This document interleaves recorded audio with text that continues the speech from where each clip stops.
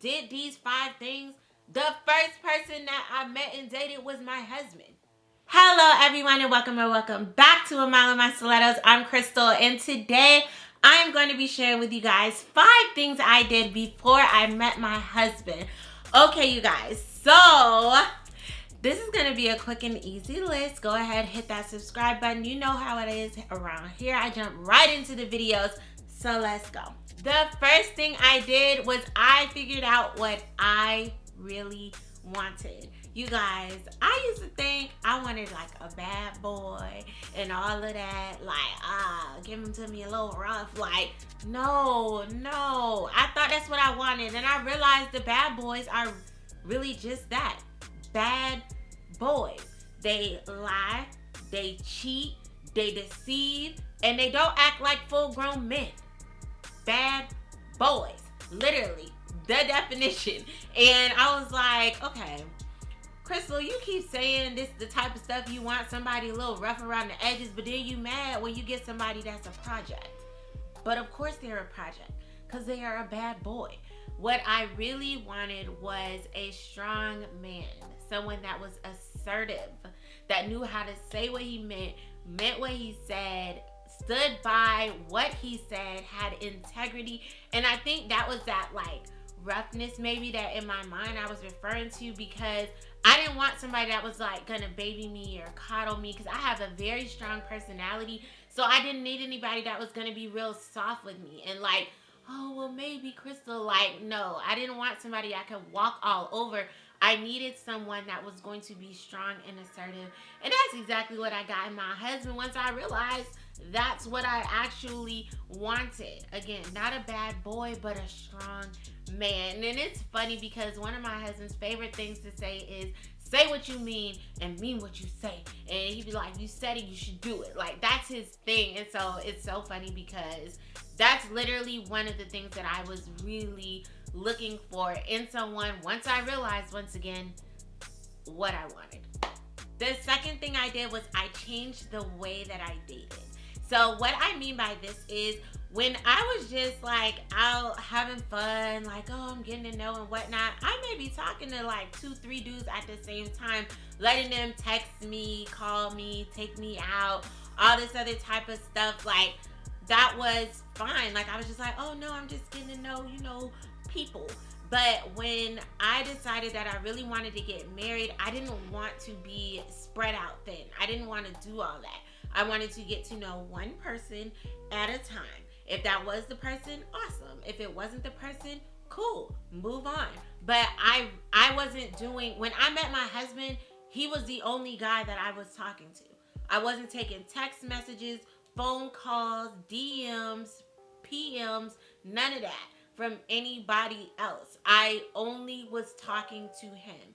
And I honestly think that it changes things, and the level of commitment that you have to a situation when you're not always thinking, and if he don't text me back, I'll just text somebody else. And if he don't take me out, I'll just call this other dude. Like, you're saying you're looking for marriage, but the way that you're dating is actually not a mentality that will allow you to invest in any relationship enough to lead to actual marriage. So that was one thing that I shifted, the way that I dated. And again, it's a choice. I wasn't over investing in a situation too soon, but I just knew I just didn't want to be doing all of that. I wanted to be, okay, if this is what I'm doing, this is what I'm doing. This is the person that I'm seeing, if this is the one for me.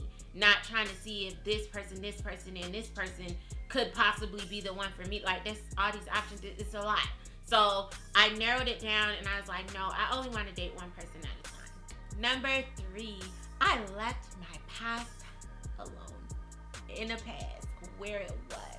You guys, when you are single, it is easy to hit the double back. Like, it's easy to hit the double back like, I'm tired of being bored. I don't want to watch a movie by myself. Let me just call. Let me just hit up. Like, no, I severed those ties. You talking about burning bridges, honey? I got a whole torch. It was like, whoo, like I lit the whole city on fire. Like, I was done. If it was my past, I was done, because one of the things that I knew was, if it was in the past, it was there for a reason. And dipping back into your past is only going to keep you from the future God wants for you. So leave the past in the past. Let the past be the past. Leave it at that. Be done, honey. Be done.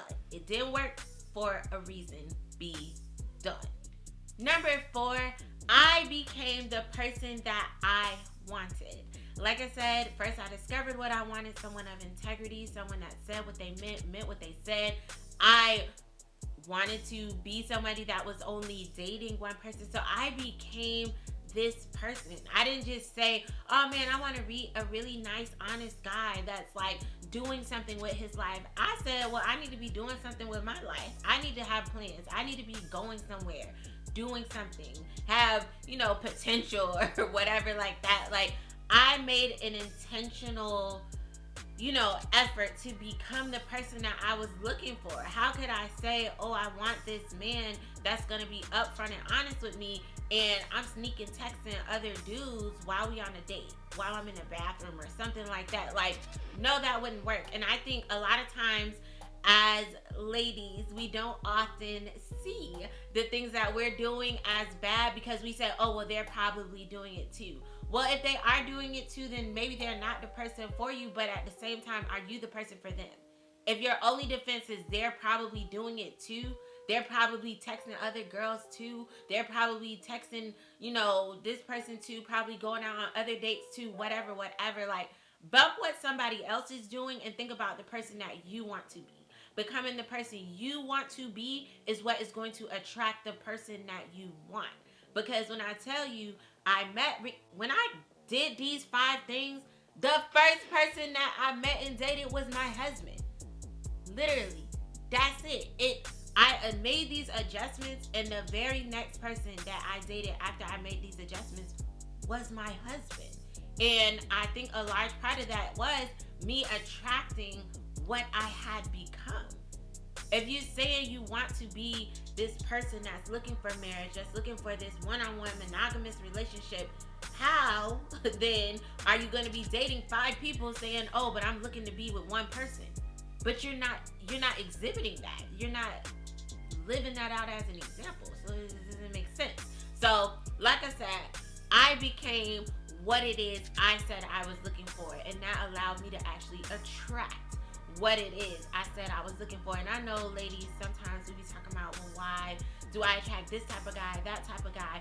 And I would say, honestly, look at the lifestyle, the habits that you have, and see if you're putting out any of that stuff that you're attracting, because that could be why.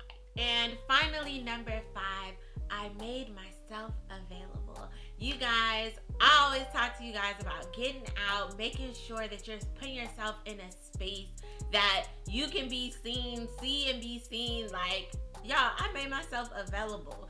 If you know my story, when I met my husband, when we met, you guys, he asked me to go play volleyball. I don't do sports. Look at these nails. Do it look like I play sports and do volleyball and these types of shenanigans? No, I don't. But he said, will you come play volleyball? And I said, I sure will. I'll meet you over there. Let me put my stuff down. And this was before I knew he was my husband. This is before I knew that there was a potential for him to have any interest in me. But what I did know was I wanted to start saying yes more. I thought he was cute. I knew that. But I wanted to start saying yes more to getting to know people, specifically getting to know guys. I feel like, ladies, we have a yes that's available, but we pull that no out the back pocket so fast, like for no reason. Oh, do you want to go get some food sometime? Nope. Why? Like, you don't even have a good reason for saying no. You're just literally like turn down mode. Like, no. Oh, do you want to go get cotton candy? I don't be eating candy. No. Well, maybe that's just an opportunity to get to know this guy. Like, you don't have to eat the cotton candy. I didn't play volleyball very well at all that day. I got hit in the head with the ball. Like, it was a whole situation. You can watch that video to hear more about that. But listen, all I'm saying is make yourself available. You have a yes that's available. Don't just pull the no out the back pocket. Like, go for the yes sometimes. Make yourself available. So those are, like I said, 5 things that I did before I met my husband. I hope you found those tips helpful, and I hope you subscribe to the channel. Join the Miss to Mrs. journey in the Mile High Club here on A Mile in My Stilettos. And don't forget to comment down below. Let me know if you guys have any questions, anything like that. And until next time.